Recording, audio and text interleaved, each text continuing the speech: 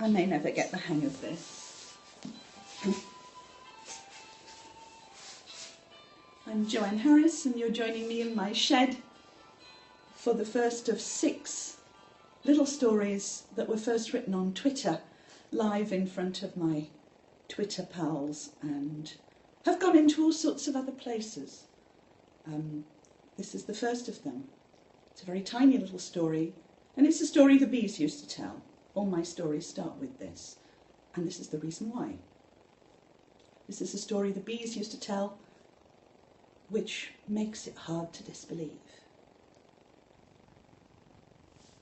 When the 9 worlds were still very young, there were no stories.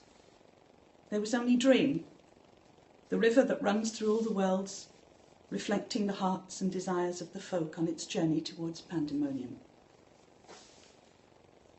But by the side of that river, there grew a flower with no name. It grew only there, on the shore of Dream, between the dusty plains of death and the dark cliffs of damnation.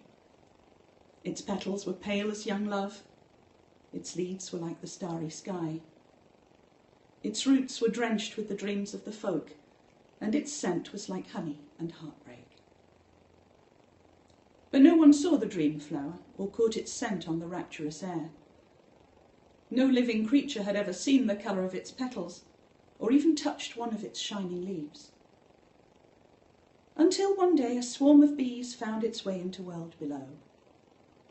They settled on the flower and fed, took nectar from its scented heart. And when at last they returned to their hive, they made honey from the nectar and fed it to their young queen as she grew in her cradle of honeycomb. The honey was dark and scented and sweet. The queen, in her golden citadel, fed well on the nectar of dreams. And she grew in wisdom and beauty, until at last she became the honeycomb queen, the very first of the silken folk, whom some call the fairy, and some the first, and some the keepers of stories. Through this cross-pollination, the queen was born into the aspect of the people from whose dreams she had sprung. She could pass between their worlds. She could see into their hearts. She could use what she saw to spin glamours of the most marvellous kind, glamours that built worlds in the air, that opened every secret door, every chamber of the heart. And these were the very first stories.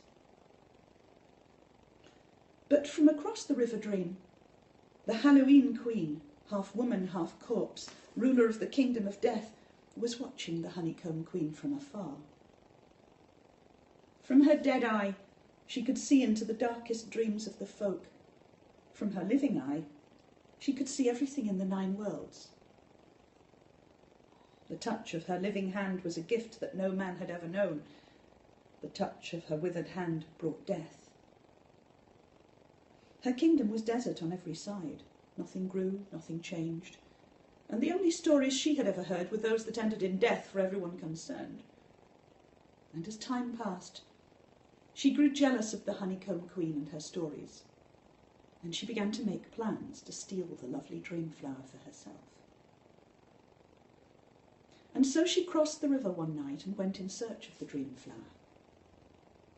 For a time she stood watching it, breathing in its rapturous scent.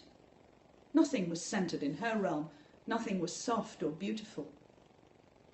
A terrible loneliness welled up in her heart, and a single tear trickled down the living side of her ruined face.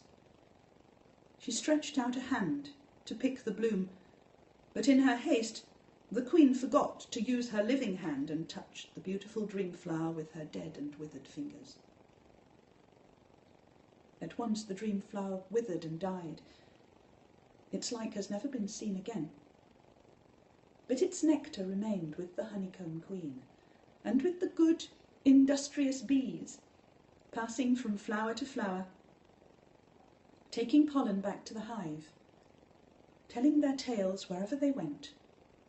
For they too had fed from the nectar, and they were part of the river now, the river that runs through 9 worlds, taking with it the dreams of the folk and spinning them into stories. Some of those tales have stings attached. But then, of course, that's bees for you.